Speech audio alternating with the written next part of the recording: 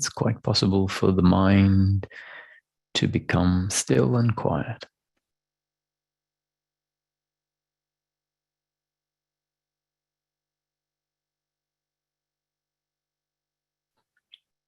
Even though so much of the time we don't experience it that way.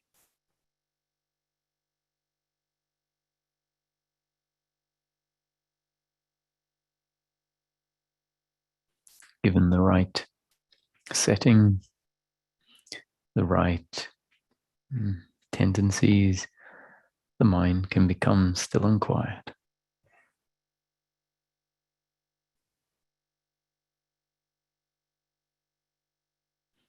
Not through effort.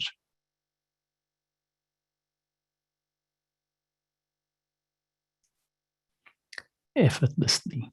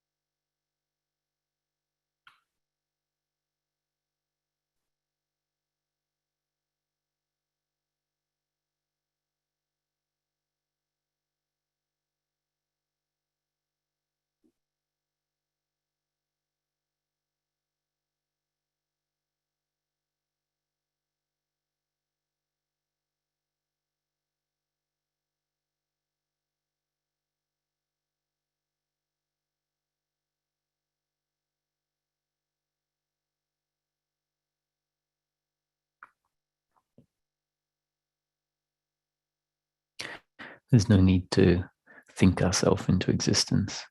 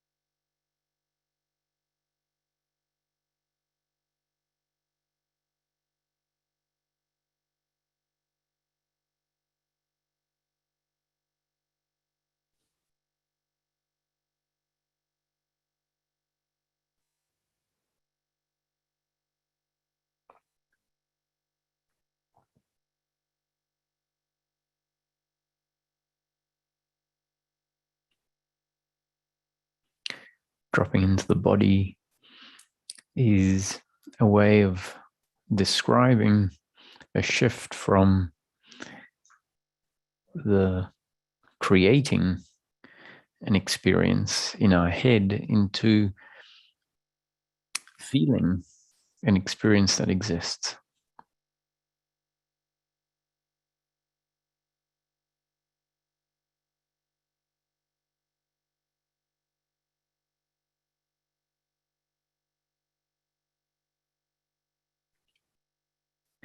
When we're in our head, we might think that we know, are being informed of what is, because there are lots of answers and lots of interpretations of life or answers to questions. How are you? Oh, I'm very good, thank you. We might not even realize that the answer is coming from our head based on our idea of what the right answer is, an idea of how we feel, an assumption about how we are. It can be quite a surprise for us to find ourselves doing it differently, dropping into the body and really feeling what the answer is before knowing or responding.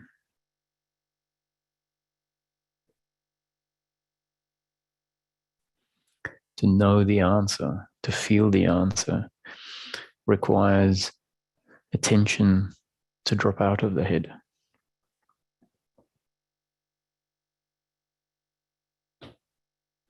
And to be with what is in a curious way.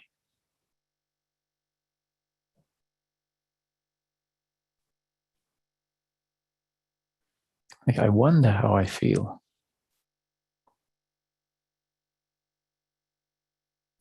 I wonder what's there. Let me see.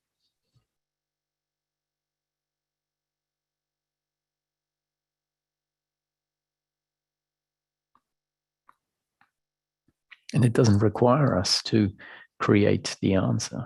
It requires us to know the answer, to feel the answer.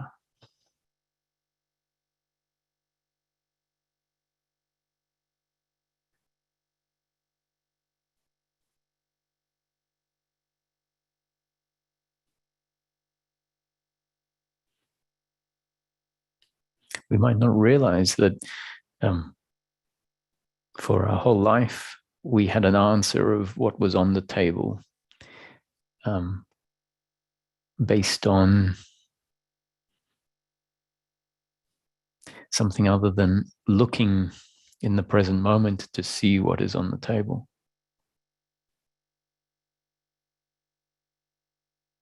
So we get asked, what's on the table? And we answer it from our head based on what we've been told is on the table, what we saw on the table last week, what we think's on the table, what we think should be on the table.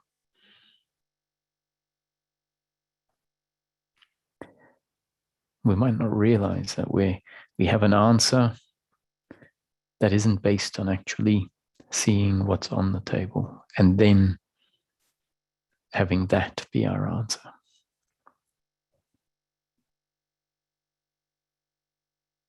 So this is an encouragement to drop into the body, which is where the experience of life can be known much more directly.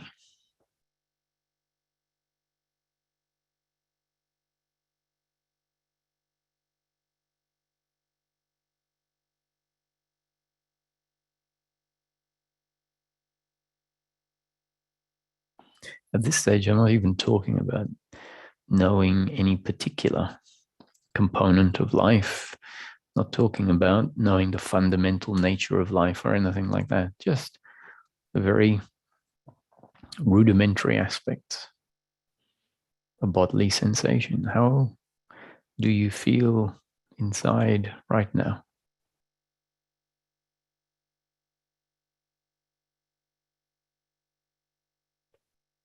And the answer given by words is simply a representation of the actual felt answer. Oh, I feel anxious, or I feel unsettled, or I feel relaxed, or I feel curious. I feel tingling in my foot.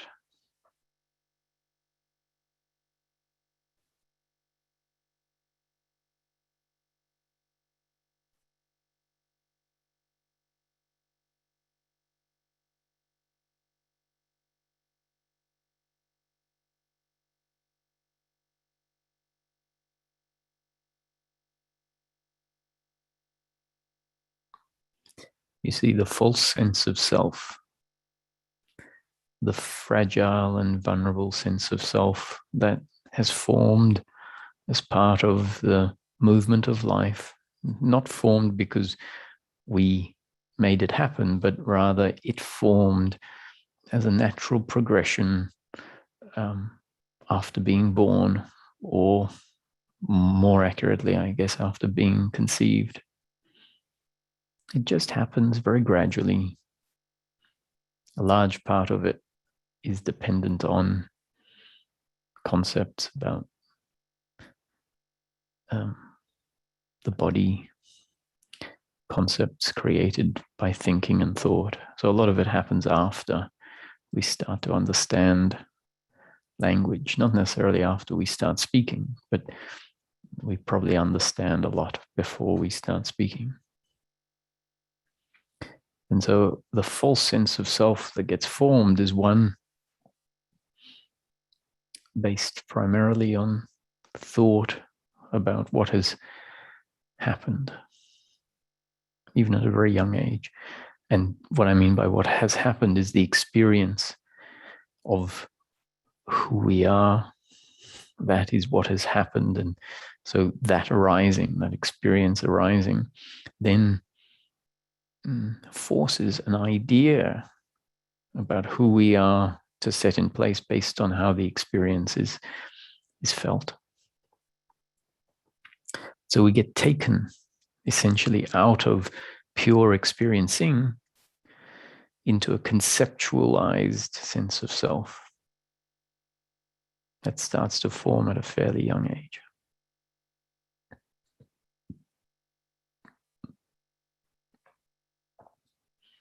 And that is the birth of the false sense of self that is essentially very fragile and vulnerable.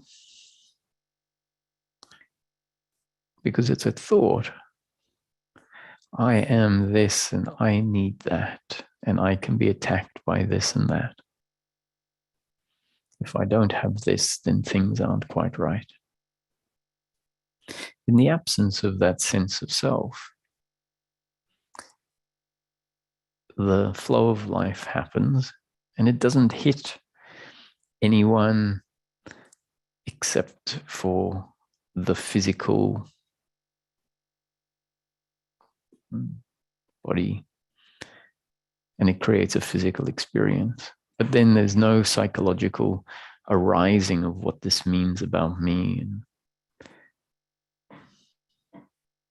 But when the psychological self develops, then all the things that take place are judged. And in that process of judging the validity, the acceptability of life, there's an uncomfortableness of self.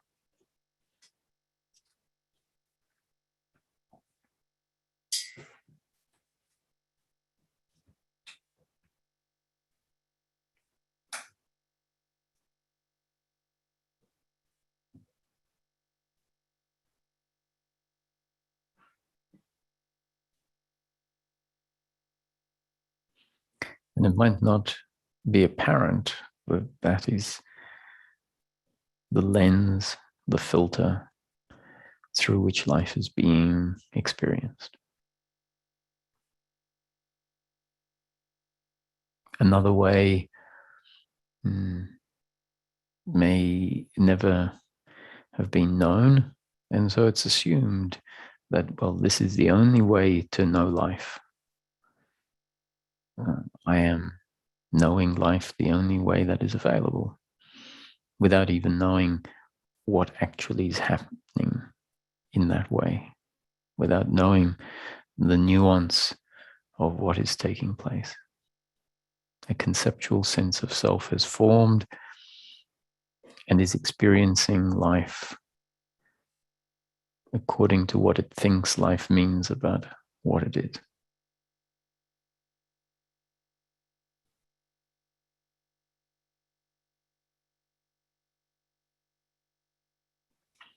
A way out of that sense of self, not a way out that we can make happen, but a way out that can happen,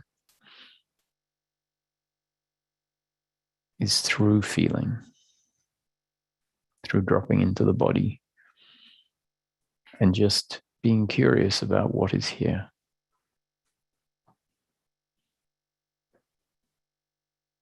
Not even someone being curious, but a receptivity a curious receptivity, not of someone, a curious receptivity to know what is, to feel what is.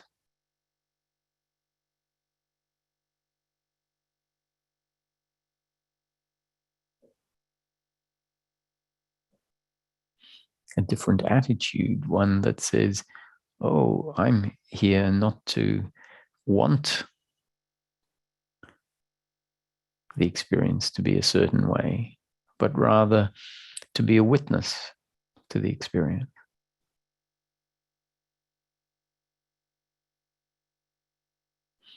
A bit like being given an assignment in a house that might be, let's say, in this analogy, haunted by ghosts. And you are told that your mission is to peek into the room, the various rooms of the house, and if the ghosts are seen, to just be aware of them, to be very quiet and on the edge, otherwise they will vanish, and just observe their movements in the room, become familiar with what is there. Not, your job is not to change it, not to judge whether what is there is valid or invalid. It's just to be an observer, an interested observer, interested in detail if possible, but without the requirement for detail to obscure a soft allowance of everything that is. Meaning, no need to search at all costs for detail, because that might mean there isn't a soft witnessing.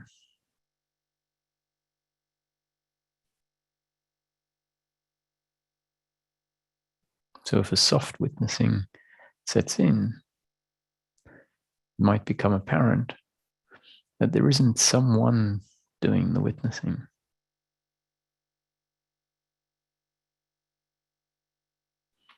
We don't really need to think about what is being felt, what is being heard, what is being seen, smelt, tasted, touched.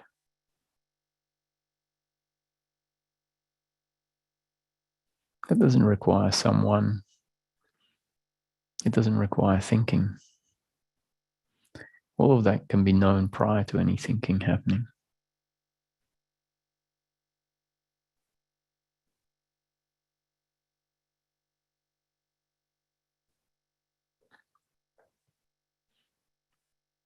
And it isn't about knowing just the visual field or the sound field or the smell field.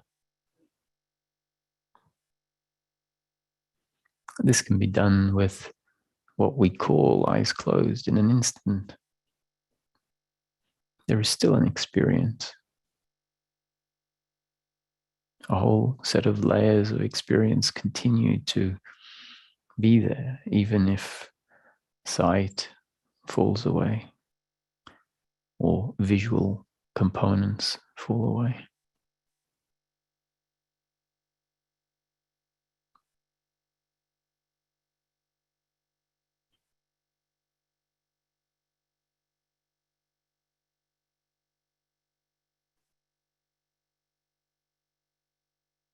Maybe the idea of an inside and outside drops away, and attention just comes to the new experience, sees that memories of a world of form are carried into this moment from outside, from the past.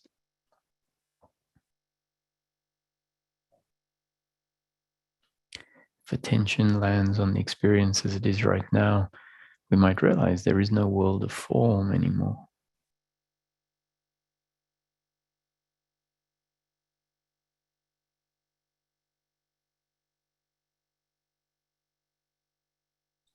And yet awareness is there of whatever is in this present moment. awareness of thoughts, awareness of emotions, of feelings, awareness of the changeability of the moment.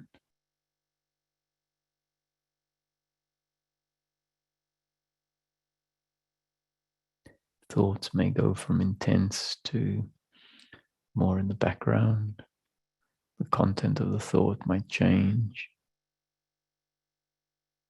There might be some judgment about noises or about the state of the meditation. There might be awareness of the judgment.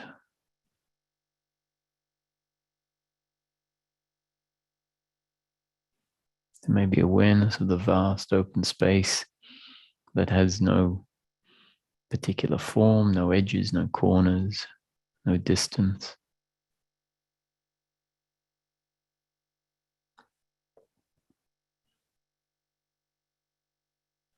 You might ask yourself, is this vast spaciousness that we might think is inside our head or the back of the eyelids, until we realize that there is no head, there are no eyelids except as a thought that says there is a body sitting in a chair with eyes closed. As that falls away, we might realize there is just this vast open space. Is it white or black? Is it lots of white spots on a black background? Or is it black static on a white background, white static on a black background? Is it any of that?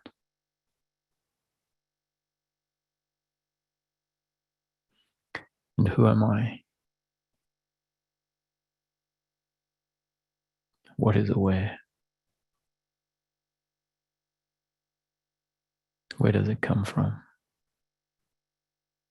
Are these questions even important? Or can we just feel the undeniable sense of amness, isness?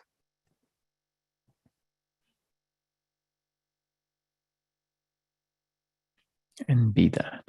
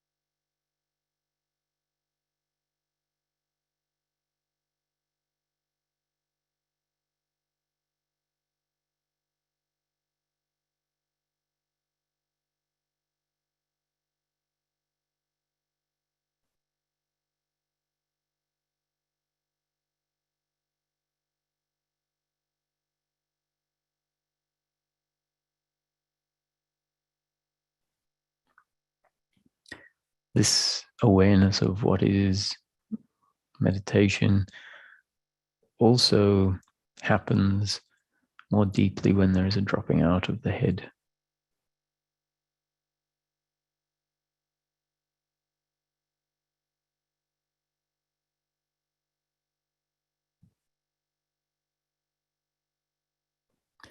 No job to do, no one to do it. A softness, a melting into the awareness that is.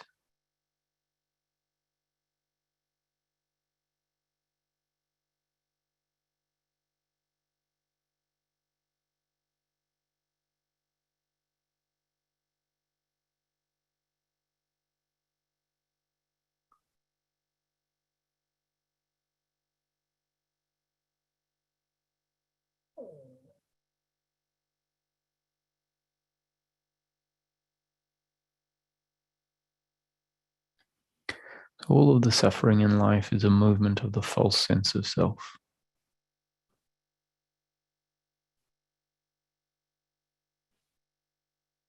It's very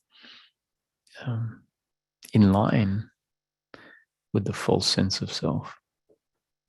Nothing at all going wrong. It's what the psychological or the conceptual sense of who I am does. It has to. It's its nature. To be in conflict, to be in resistance, to be judgment, to be uncomfortable in life. The nature of the false sense of self is uncomfortableness.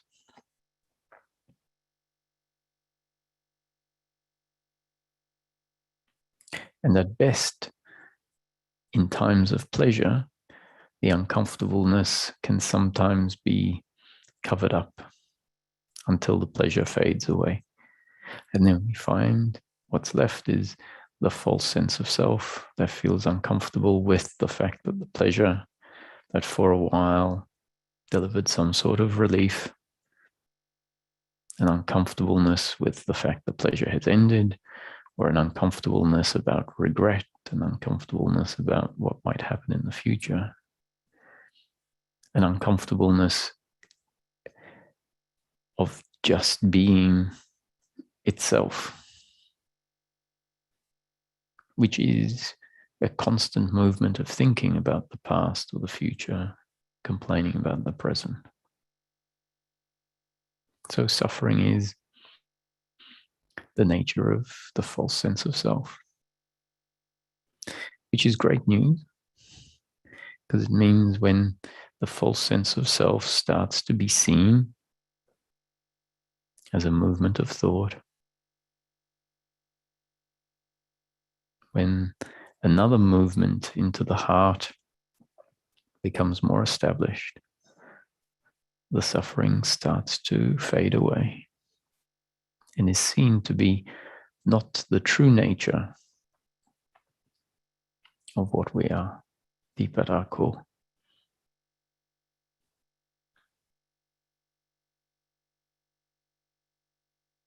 This is why liberation is spoken about in history and in the present. It's available because there is a self that is deeper and more stable, less fragile, less vulnerable than the psychological or conceptual sense of self that forms quite naturally as part of the process of life.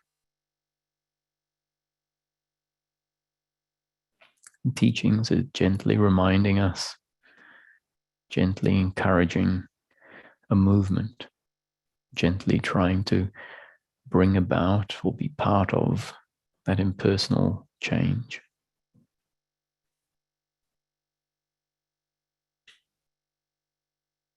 So the individual doesn't have to put a lot of effort into making the change, but rather allow the words to come in and out, allow natural interest in inquiry to happen, watch videos when it feels like that's what the time is right for, without needing to control the experience, knowing that the new conditioning delivered by life is enough. And that's how the change happens. So we might hear that there is a place outside of thinking, that the body is a doorway to that deeper silence, the body where we can feel, experience, where we can actually know the experience of life much more directly without it being an interpretation from the mind. That's the doorway. So that new information is thrown out and might land somewhere, not to make some massive change necessarily in this present moment, but it may come up and inspire a thought sometime tomorrow when you might find that driving is happening or washing the dishes is taking place. And the thought, oh, my deeper self is outside of the conceptual sense of self, which might lead to a moment of thought being cut off because attention falls into the body and there's a curiosity to see what's here, to feel, to be what's here. We're not separate from what's here. The awareness that is aware of what's here is not aware of it from outside. If awareness was outside of the various thoughts, sensations, feelings, they would not be what's here now. The very fact that something is here now means it is at one with the awareness that is aware of it. And we know awareness is aware of something when it is known to be what is here now. A bird chirping is here now because it arises within the awareness that is aware of it. Should it be outside of awareness, it wouldn't exist as an object in the present moment. If the bird or the chirping sound were outside of awareness, separate from awareness, there wouldn't be a sound of that in the present moment. For there to be that sound in the present moment, it means it is one with awareness, not separate from awareness, arising inside awareness.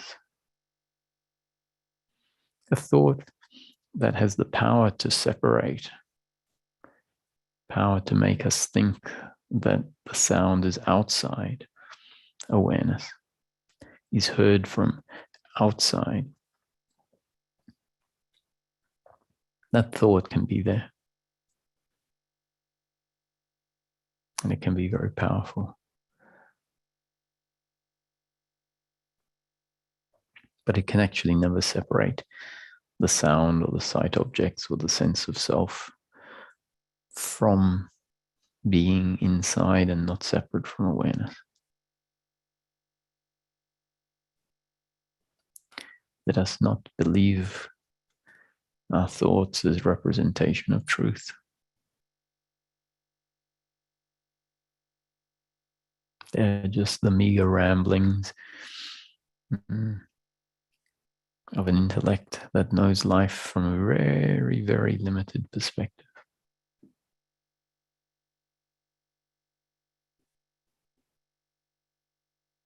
And as those ramblings are less believed, less seen as an interpretation of what is, then something else reveals itself.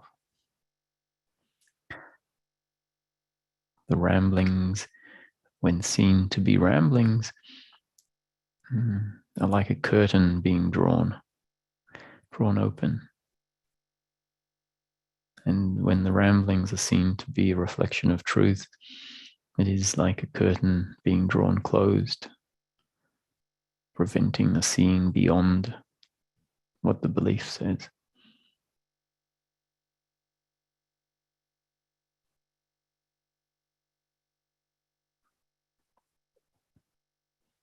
Everything arises in consciousness, is made of consciousness, and is witnessed by consciousness.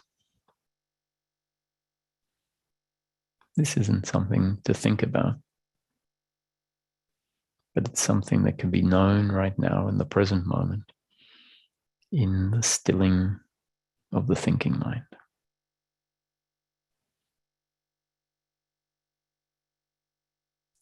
And the doorway to that is presence, and the doorway to presence is the body and feeling. And then maybe realizing that the feeling is not happening in the body or by the body. The first attention can come into the body as if it is the body feeling. That is the doorway. And at some point, the experience might morph such that it is more evident that it is always awareness that is not the body, that is aware. That the body is just another object that the awareness that is always aware is aware of. The body is an object, not separate from awareness because it is known. It is arising inside awareness. But it is not the subject. It's an object. And truly the subject and object are not two. All there is consciousness.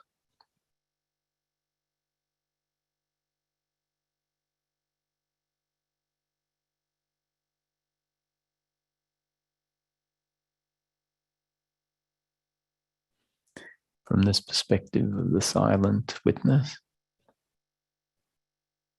life as a happening, life as an unfolding, life as a play of consciousness is not a concept anymore. It's what is revealed.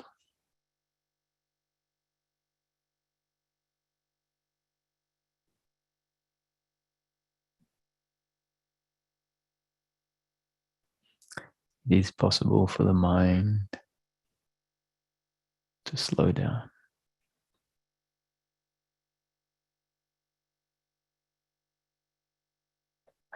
For it to become irrelevant in the knowing of what is here now.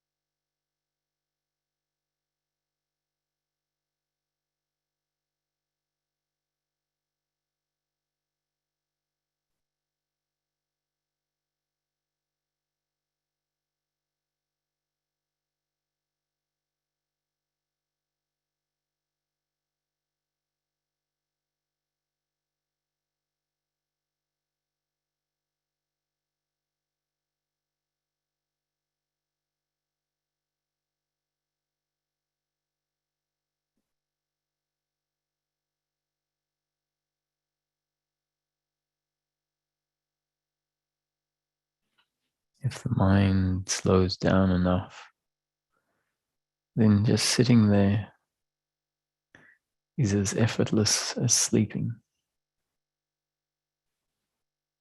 It is, in a sense, an awake sleep, deep rest, deep being, nowhere to go, nothing to do. The bodily sensations, even pain, can fade away deep into the background, which really implies diving deep, where consciousness rolls into itself, moving deeper and deeper away from the world of form into the formless, where time stands still, where desires dissolve.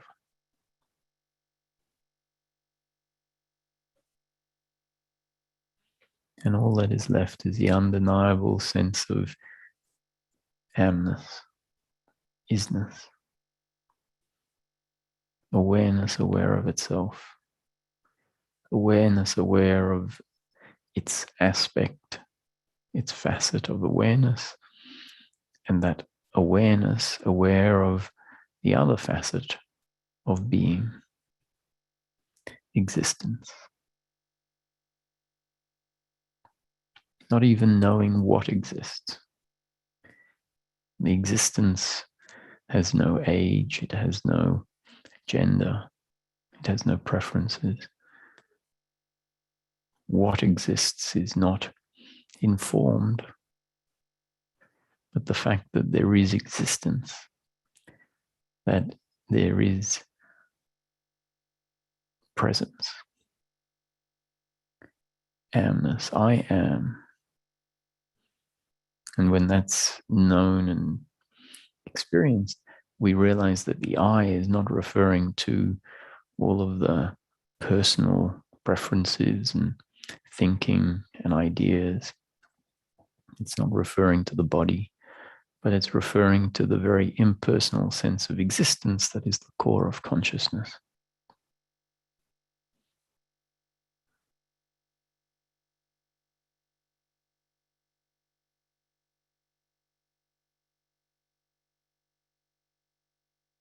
A core of existence that, for the most part, we have only ever known enshrouded by the body, and therefore it is assumed that the sense of existence is because and of the body.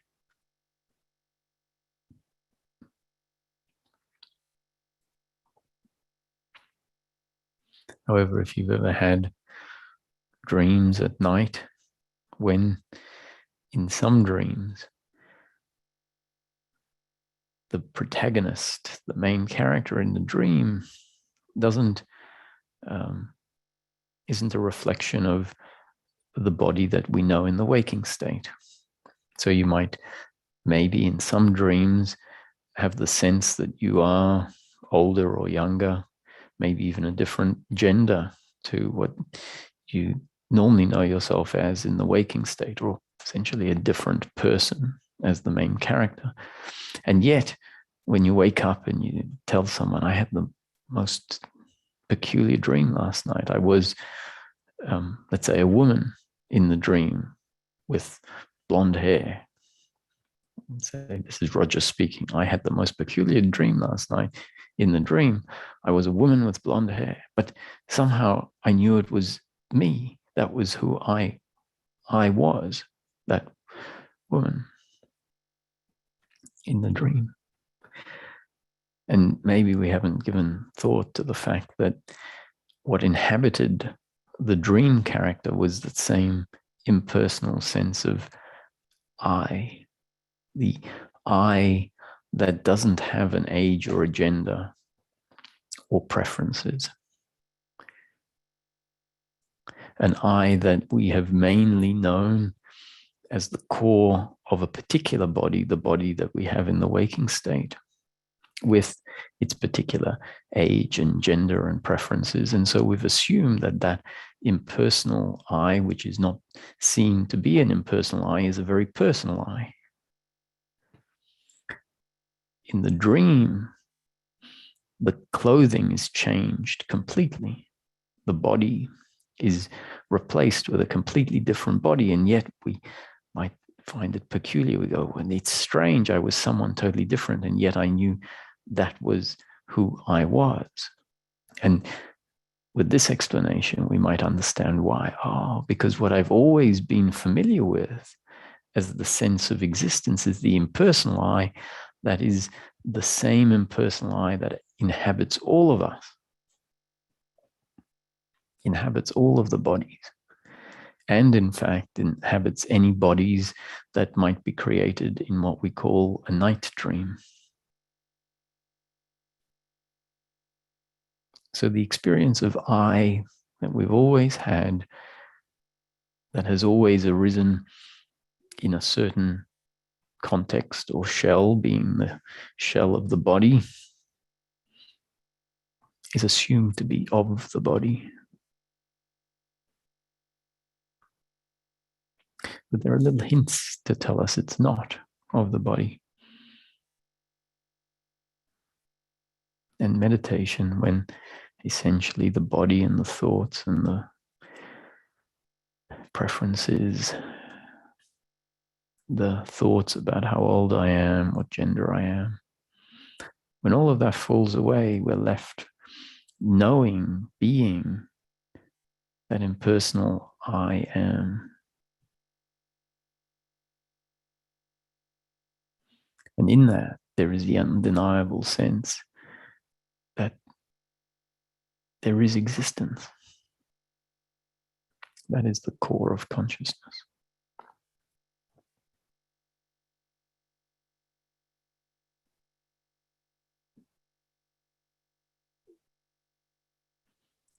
As we find a movement that grounds into that, appreciates that, then the forgetting who we are, which is synonymous with thinking that what I am is the body, thinking that what I am is the body that is affected by the flow of life, by the circumstance. Well, the body is affected by the circumstance, but thinking that I am the body that is affected by the circumstance makes us very fragile. Because a psychological resistance to circumstance then has to happen. Because circumstance is seen to be an attack on who I believe myself to be, which is a forgetting of what I really am at my core. At my core, what I am, what everyone is the formless, invulnerable, unchanging, unaffected by the flow of life consciousness. And there's freedom in knowing that deeply, which means experiencing, falling back into that more and more regularly until it becomes first nature.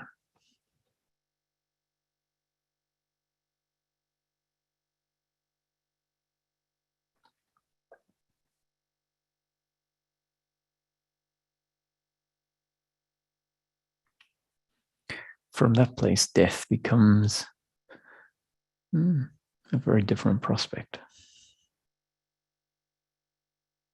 The idea of death becomes something very different to the idea of death when we know ourselves as the body.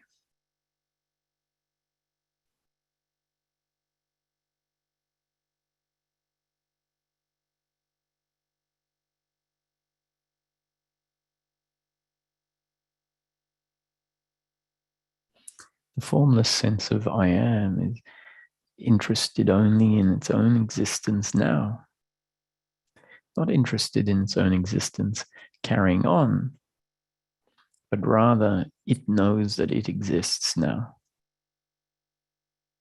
It's the psychological sense of self that says, oh, but what if I don't exist tomorrow?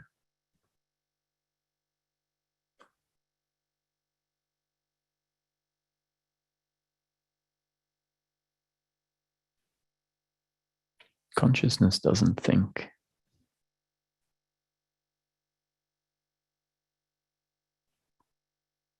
Consciousness can be aware of thoughts that arise, but consciousness doesn't think. The intellect is thought. Consciousness can't think.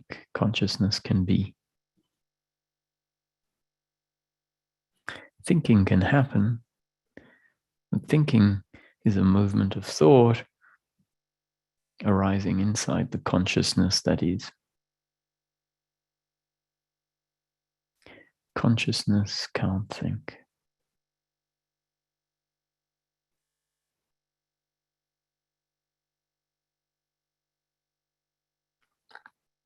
Consciousness can't talk.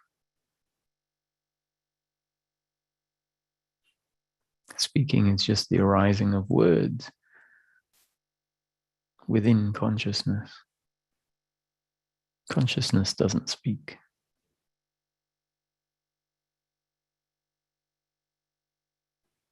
Consciousness can't be emotional.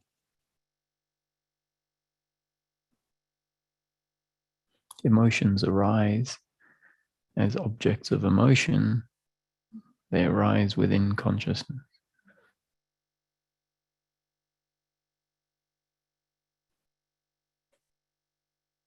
Consciousness can only be.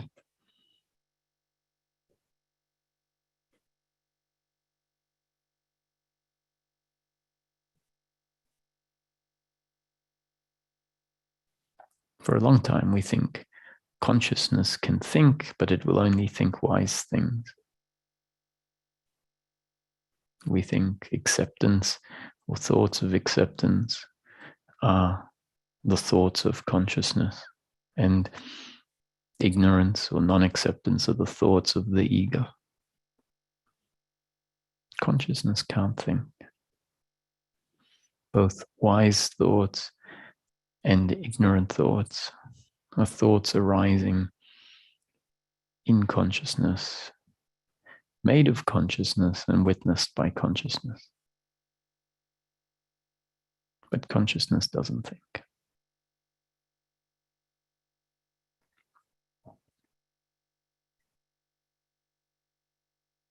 Consciousness is.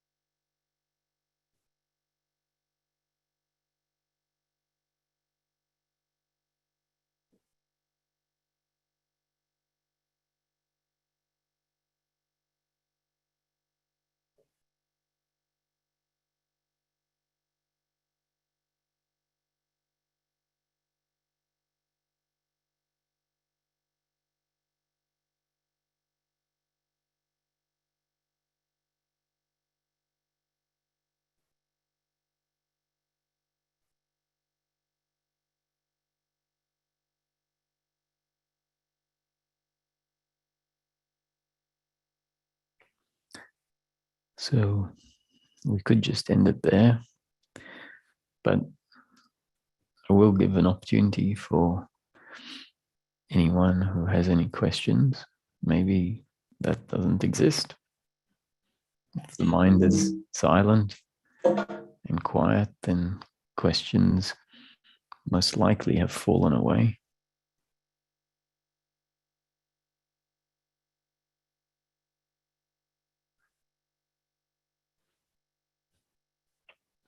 Hello, Ranko.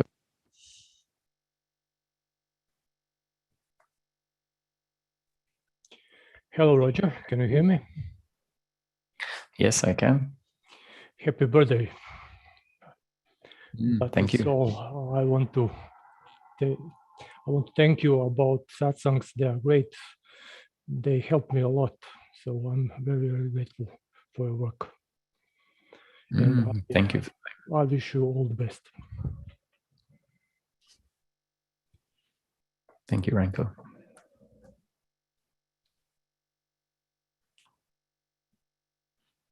Hi, Terence.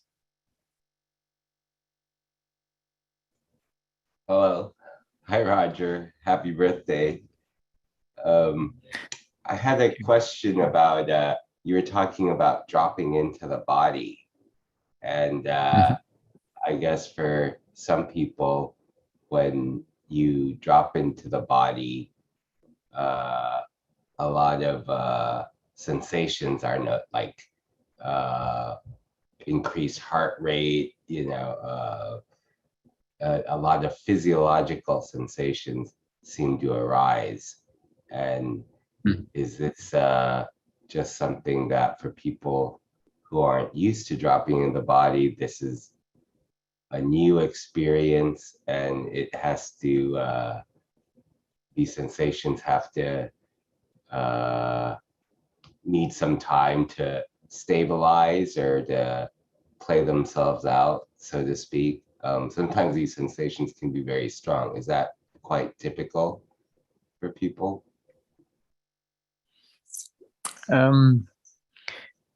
Typical in the sense that I think a lot of people report that, but it doesn't mean everyone is going to experience that. So there will be commonalities, let's say, in different groups of people as the body structure changes. And so you mentioned physiological effects, like an increased heart rate, for example. Other people will notice an uncomfortableness in the body, not just a physiological uncomfortableness, but a sort of psychological sense of, no, that I am going to die here. I'm at threat here. I'm uncomfortable in the body, which is why, as a result of that uncomfortableness, there often has been a retreating to somewhere outside of the body. The head is a place that can produce some sort of refuge if the body structure includes in it a lot of loads, of psychological loads, which we might think, oh, the psychological loads are in the head. And a freedom from the psychological loads is to drop into the body. However, what some people will find is that in the body, the psychological loads are even stronger. And so it seems like a win to not be in the body, where so a transcendence or a bypassing of the body. So if that's the case, I still would say that the body is the doorway, and a familiarity with those feelings in time will bring about a change as to how those feelings are known and experienced, and maybe even a change to those experiences themselves.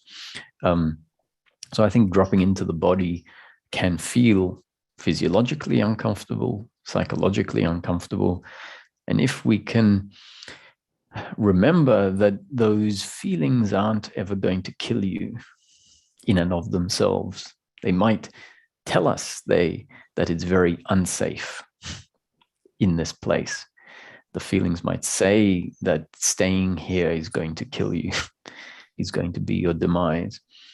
But in fact, the feelings, when they are faced, do not have the capacity to do any damage in and of themselves. So that information may be a motivation to push the boundary of behavior, recognizing that in the past, the uncomfortable feeling that says this is going to kill me is actually just a feeling, and that let's see if I stay there for a second longer, or 2 seconds longer, or maybe even a minute longer in the fear, what happens to who I am in the face of that fear. And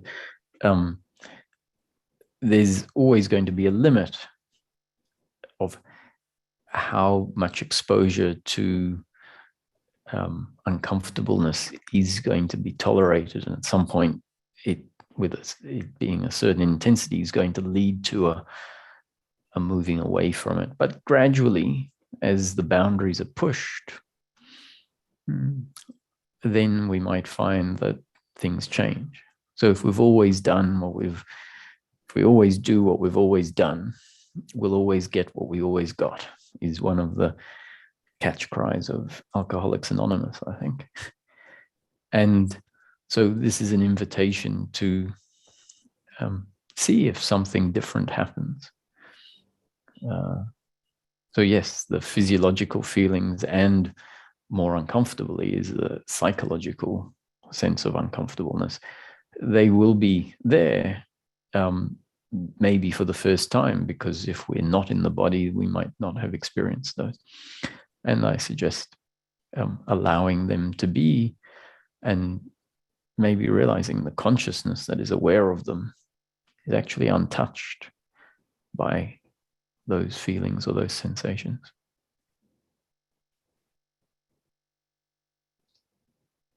I see. And if dropping into the body also results in like a lot of trembling, muscle twitches, spasms, convulsion type activities, are those, I kind of want to ask you, what do I do with those? but so would do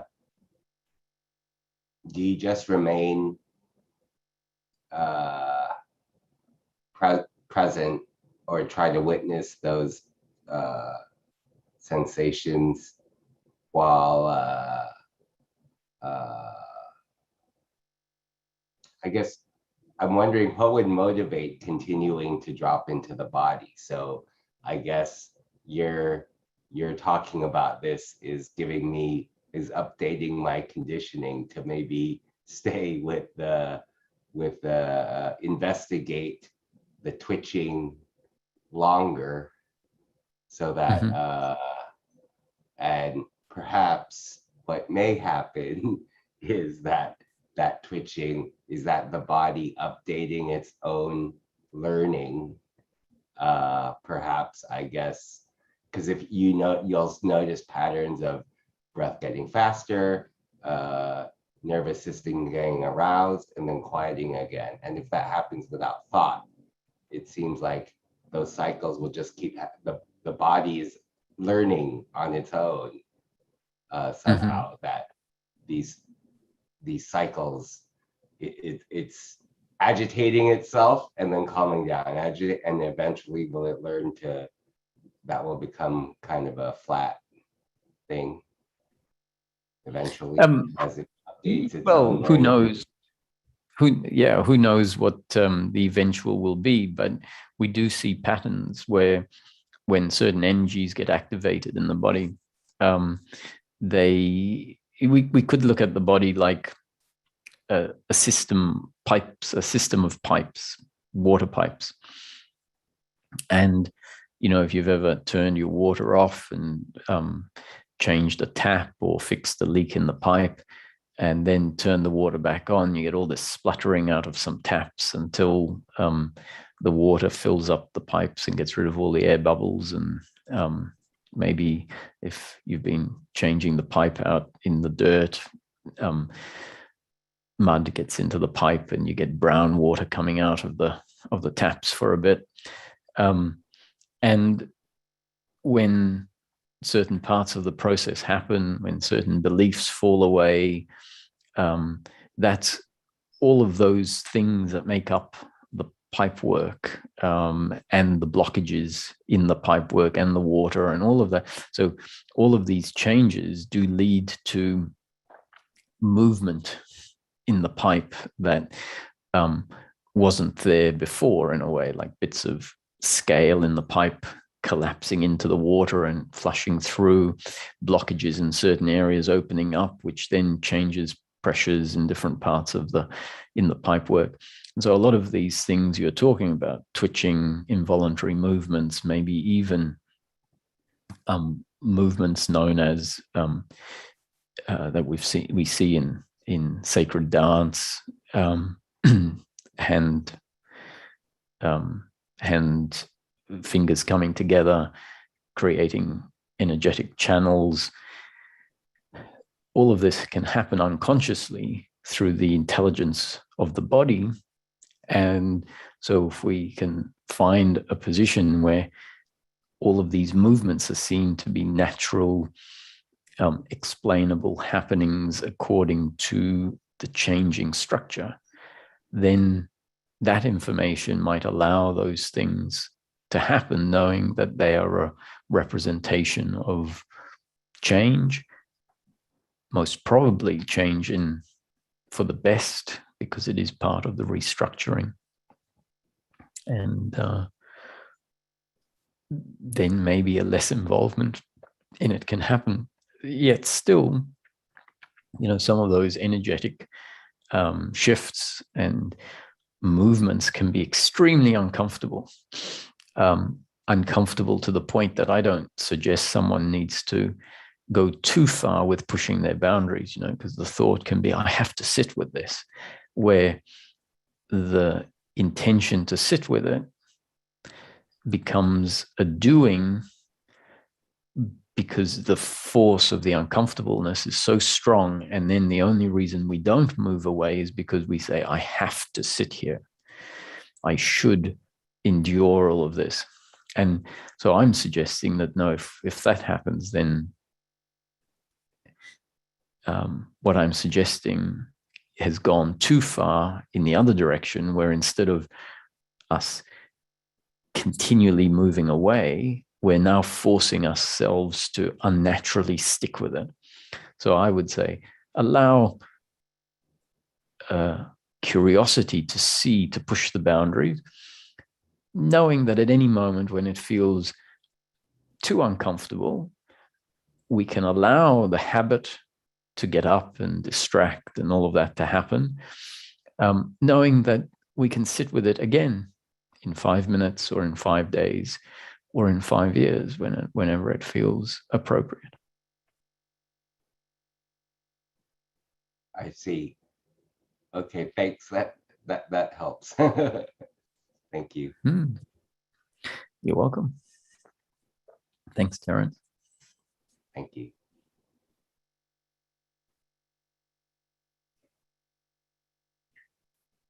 Hi, Sonia. Hi, Roger. You hear me? Yes, loud and clear. So happy birthday first. Thank you. Very sweet. We had a little bird telling us. Yeah. First of all, I want to thank you for all your beautiful videos and talks. They really are a big help. And I hear that. I especially love that you're really practical guy, because a lot of things that you find in the Advaita non-duality scene is the truth, probably talking about the truth, pointing to the truth, but it's I feel that there's a state where you need something that you can grab, kind of, and with things that are not very practical, it's more or less only frustrating, because you feel that there is something that they want to tell you, but you, like, the mind is going berserk. And I think I feel like that the practical approach is something that gives the mind something to chew on, but at the same time something deeper resonates with it and makes it possible to drop deeper. So yeah, it can very easily, what happens when we are looking at it from the top-down point of view, which today's satsang was very much, you could say, not practical. Ironically, but I know that most of the content is practical, and so the fact that something is practical or not practical doesn't make it good. When it's practical and bad if it's not. They're just different. But I appreciate what you're saying is the practical side can overcome some problems. Well, the impractical overcomes problems of just keeping it practical, and the practical overcomes some problems of just keeping it esoteric. And so sometimes if we're coming from the top down, the esoteric, the less practical, we think it's all about becoming formless presence, and only about that, knowing truth. And practical daily living and the consequences in practical daily living seem inconsequential. Whereas I think, thankfully, Ramesh came along and said, hey, let's keep this practical. What are we really looking for? And his suggestion was, we're looking for peace of mind in daily living. We have to continue to live as the person until the body dies. So seeking ultimately needs to be about our attitude to the flow of life, the attitude of the person, at which the core of which is consciousness. So yes, this keeping it practical to me is very important, because it's so easy to get lost in what it's not all about, or what it's not really about, and make it all about consciousness or awareness, whereas that to me is an awakening to an aspect of ourselves that then delivers peace of mind. And if that's not clear, we will awaken to ourselves and think that's what it's about. So now I need to awaken more deeply, go into the nothing even more. And I think we can keep heading into the nothing and thinking that that is going to deliver what we're really looking for, instead of coming back out into daily living and recognizing when our attitude becomes an attitude of duality, becomes an attitude of attachment, becomes an attitude of doership, becomes an attitude that creates uncomfortableness. And then we get to work on it from both angles. Yeah, and especially like in my case, like I'm on the path since, I guess, like over 20 years now, and there's a big difference between the Sonia in the beginning that was, you know, like single, had a lot of time and could delve, you know, like into something like for weeks without anyone disturbing. Now I'm a single mom with 3 boys, and I really need a practical approach, because I don't have time to, or let's say that's an idea, but in practical daily life, it's great to see that even in the midst of all the chaos, a thought drops like deeper or pops up, like from a satsang that I heard last night, let's say, and I remember, okay, are you feeling awkward now because you are in this doership thing? Or, you know, there was this one advice that you gave about if you feel like you're in the thinking mind, just say stop, you know, there, like in the midst of the thought. And this happened many times now. And it's good to see that this is really hands-on, you know. Yeah, this is great. I'm very grateful to Ramesh, who I think has pioneered keeping it practical, and I'm glad to be able to carry that on. So thanks for your comments.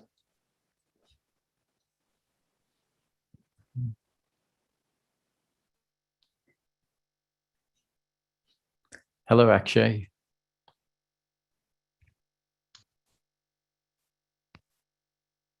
Hey, Roger.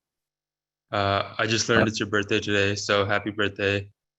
And then what I wanted to ask was, in the meditation that you did earlier, as the body as the doorway, I often notice that as I rest in presence more, or as that gets deeper, the breath tends to slow down, and often there's like a deep resting on the exhale for like a long time.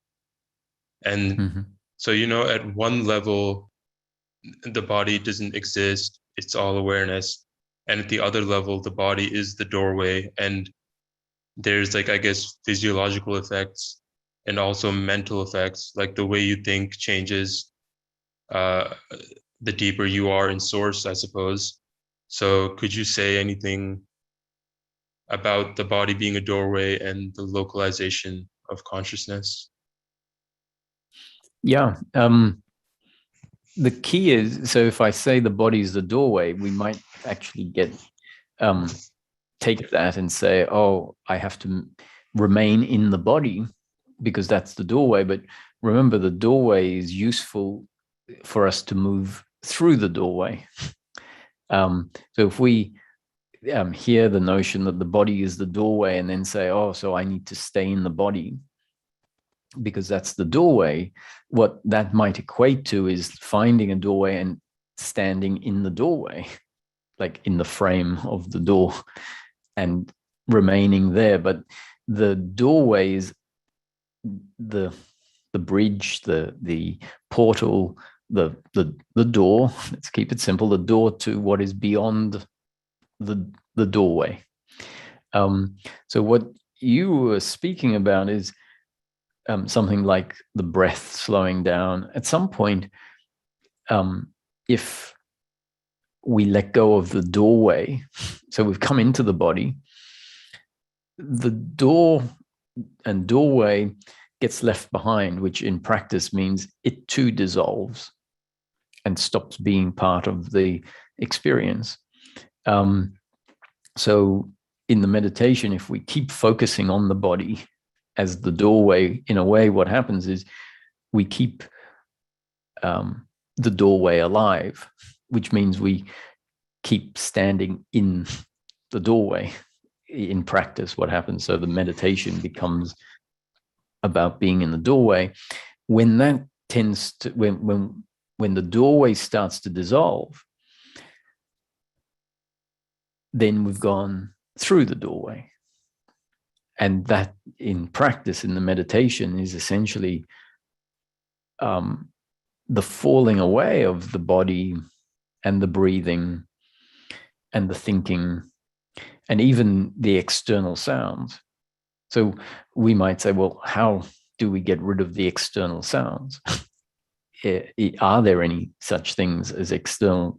Let's look at it as we normally know life. We say, well, if there's sounds of cars or dogs barking, birds chirping, how do we get rid of that? How do we get rid of the sensation of the body? And you can't, but it can happen as the meditation deepens, which is actually moving through the doorway. So coming into the body is a phase, you can say. So bringing attention into the body, being aware of the breathing, is walking into the doorway. And then even that can fall away, but it's not going to fall away if we keep, let's say, if a thought keeps coming up, remain in the body, because that thought that arises in that moment, remain in the body, is in a way recreating the doorway and keeping us in the doorway. So even those ideas can fall away. And we might experience the sensation, sound, falls away in practice, in the experience of it. Now, whether the sounds are happening somewhere or not is not so much the question. We might find that we have an experience where after a period of time, who knows what time has actually elapsed, whether time actually exists, because we're in a place where essentially time has stopped when we've gone through the doorway.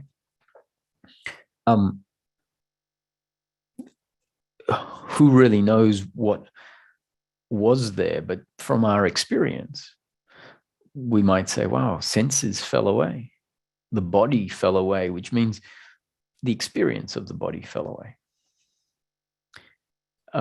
So if something like breathing slowing down happens, we could keep saying, oh, my breathing is slowing down, or we can even go past the idea that breathing is slowing down, and maybe attention even comes away from the breathing and goes beyond the breathing. Now, if we find ourselves going back into the head, then we can come back to the body as the doorway, right? And so all I'm pointing at here is, let's not get stuck in the doorway.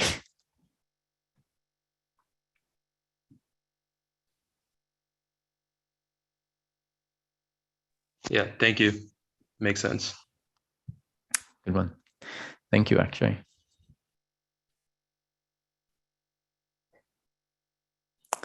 Hi, Daniel. Hi, Roger. Can you hear me? Yes, and I can see you too. Good. I wanted to touch a little bit. Maybe you could touch on the subject of the past. Did it really happen? Well, first of all, I just want to start this by saying I'm finding more and more that in my consciousness, I think, is it you that proposed the two terms of the working mind and the thinking mind? No, that was Ramesh's teaching. And in Okay. fact, I've seen it prior to Ramesh. J. Krishnamurti had used it. Okay. Because I was deeply immersed in Krishnamurti for several decades. But I just bring it up because I find that my thinking mind, which gets all wrapped up in all political and the drama of life, will just all of a sudden something will just cut it off. I don't know if it's, I love that you just said consciousness can't think or doesn't think. I'm wondering if consciousness can do something like reach out and just put the brakes on the thinking mind and just allow the working mind to come to fruition. But I find that when I'm just being and I'm not thinking, I wonder about the past. For instance, I met you, 5 years ago? I sat 4 feet in front of you. And I wonder, did that Bethlehem, did that really happen? I mean, I was going through a box of old photos. I'm looking at all these. I go, did these people ever really exist in my life? Are they just they only existed as a box in my mind when I look at a picture? Do you understand? That's very, very abstract, but I completely understand.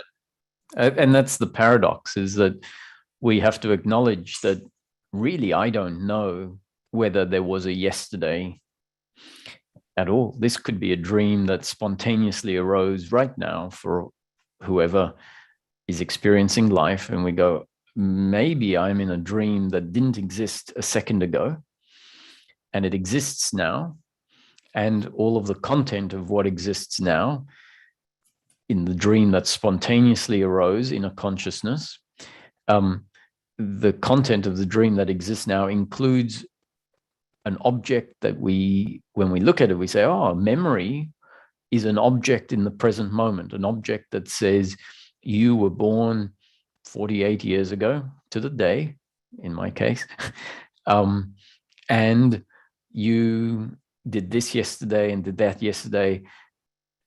And we don't often relate to it as anything but the truth. We normally relate to memories as the truth that I remember happening.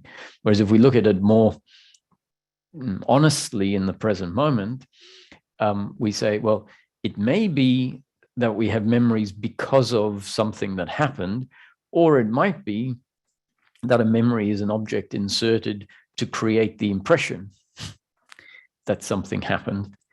And the truth is, we say, we don't know, but it's good of us, or it's good if a movement that recognizes the possibility of either being there, because the truth is we start off assuming it to be only one way, which is memory is a result of the fact something did happen. That's how it presents, how it appears. Maybe that's part of the illusion. I'm not saying it is part of the illusion and it never happened. I'm saying it might be like that and we don't know, we can't know. And to be open and to see that is the healthiest ground. And on top of that, where we say, I don't know, we say, I don't know, but I have to live life as if the past happened. Because we come across someone in the present moment, and then a thought arises, oh, that's Peter, who was my best friend in high school. And then we say, oh, hi, Peter, how are you going? It's been 25 years. And we have to live that way.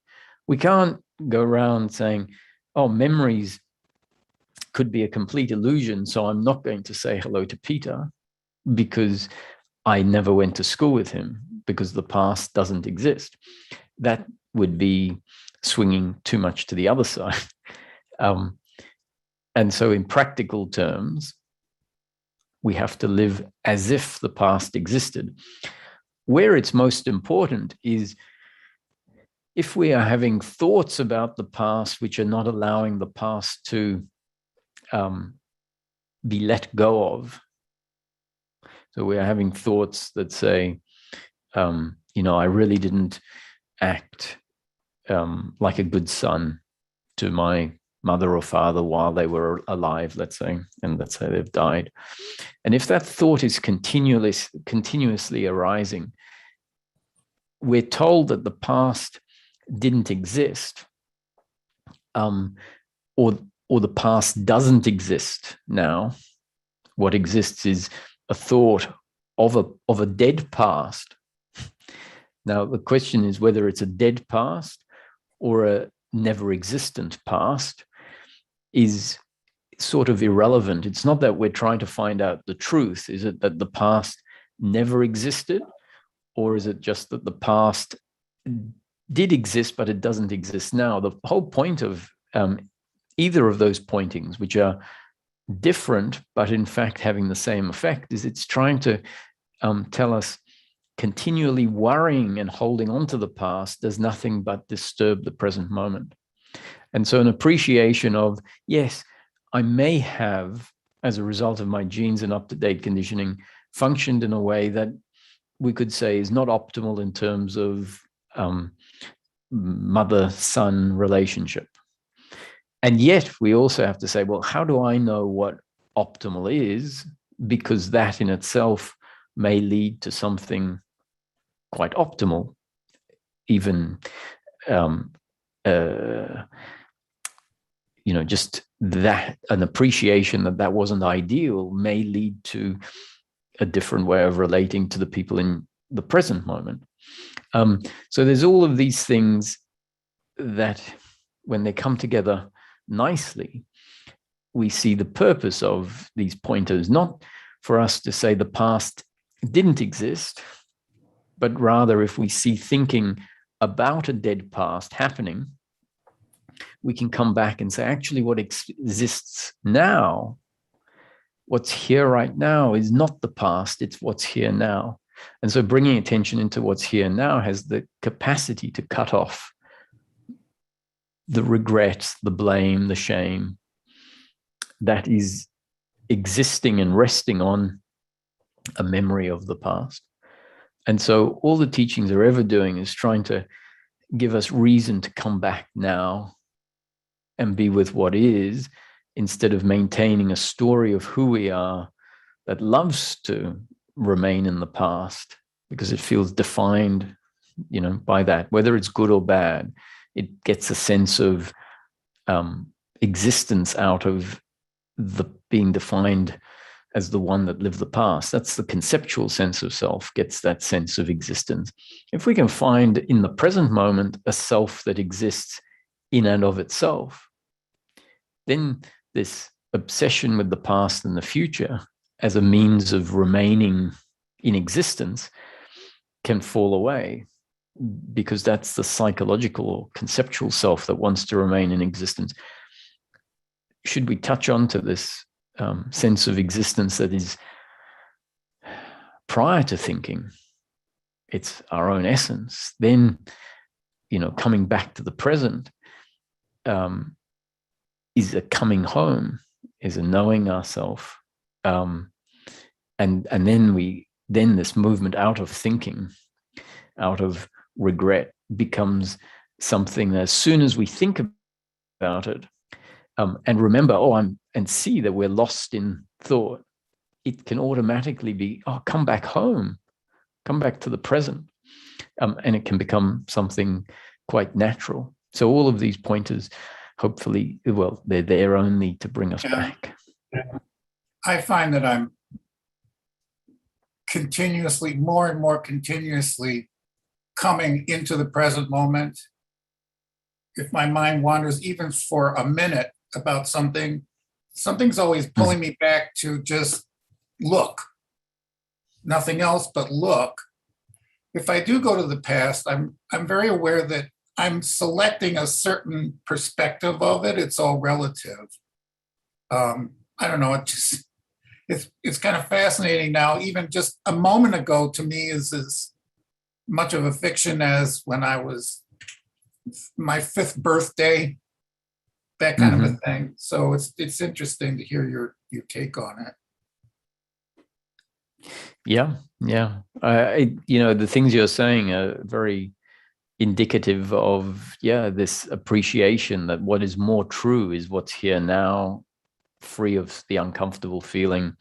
And so then, as you said, there's this automatic gravitation that is in a way effortless, because it happens simultaneously to a recognizing of the uncomfortable thinking or the thinking mind. As soon as that is seen to be happening, we come back to presence very naturally and effortlessly, because we know we could say that's home, or more true, more real, more of what I am. It's very nice to hear. Yeah. Okay, thank you. Happy birthday. Thanks, Daniel. Thanks for dropping in.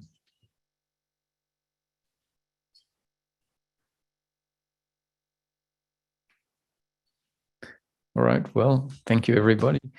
I think it's next Monday or Sunday for you guys in the US, that the next intensive is happening. There's one each month. It's a 6-day intensive. As many of you know, I'm pretty impressed with the people, the participants signing up. There's good interest. So it's a 6-day online intensive, a 2-hour satsang on a particular topic. The next one is the end of shoulds and shouldn'ts, and that is very practical. And it's exploring how the belief in doership and attachment is heavily kept alive in the ideas of how our life needs to look, how we should and shouldn't act, which in a way is a very subtle, well, not so subtle, but maybe not so obvious way of saying my will, not God's will. When we deeply surrender into the fact that life is happening, we'd say, how do I know how I should act in this moment? And then there is a surrendering to let acting happen, let behavior happen, let decisions happen, and an allowing of that to happen in line with what feels more natural, feels more of one's preference, rather than being led and lived by a set of rules of how I should and shouldn't act, which really create a sense of doership and that psychological identity. And so a challenging of that in a slow way to start with, not necessarily jumping off the deep end, but letting go of small things can lead to a radical shift in how we end up living life, a shift that allows the understanding of non-doership to penetrate deep into our experience, because it explores how the belief of doership and attachment to outcome are kept alive in these deeply ingrained beliefs based on often what our parents or society tells us how we should live life. So anyone who feels inspired, welcome to sign up. The details are under the events tab on the webpage. For those who can't make it, there are recordings available of the intensives for a fee a bit less than the intensive, but not much. So it's, I think, worthwhile being there live if you can. If you can't make it to some of the days on the intensive, but you've paid for the intensive, then you will get the recordings of those days that you didn't attend. So if anyone feels like you want to go deeper into this topic of shoulds and shouldn'ts, feel free to join, and that's in about 8 or 9 days' time. Thank you, everyone.